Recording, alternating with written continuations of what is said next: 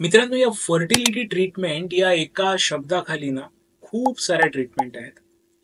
मग त्या काही ट्रीटमेंट अशा आहेत ज्यांनी लोकांना नॅचरली प्रेग्नन्सी राहते, काही ट्रीटमेंट अशा आहेत ज्यांनी लोकांना IVF ट्रीटमेंटद्वारा प्रेग्नन्सी राहते.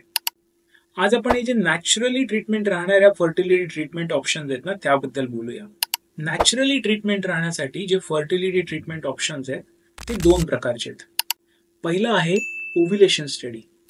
हा जो ओव्ह्युलेशन स्टडी किंवा ज्याला फॉलिक्युलर स्टडीज म्हणतात, या ऑप्शननी आम्ही काय करतो की त्या स्त्रियांमध्ये ज्यांच्यामध्ये त्यांच्या ओव्हरीमध्ये अंड बनणं किंवा एग बनण्याचं निर्मिती व्यवस्थित होत नाहीये ना, अशा लोकांमध्ये आम्ही गोळ्या औषध इंजेक्शननी त्यांचे एग्स व्यवस्थित बनवू शकतो, मॉनिटर करू शकतो आणि त्यांना योग्य वेळेला रप्चर करून आम्ही त्या कपलला सांगू शकतो की आता हा करेक्ट वेळ, या वेळेला तुम्ही ट्राय करा जेणेकरून तुम्हाला बाळ होईल. ह्याला म्हणतात ओव्ह्युलेशन स्टडी. आणि दुसरा जो ऑप्शन आहे त्याला म्हणतात आम्ही IUI म्हणजे इंट्रा युट्राइन इन्सेमिनेशन.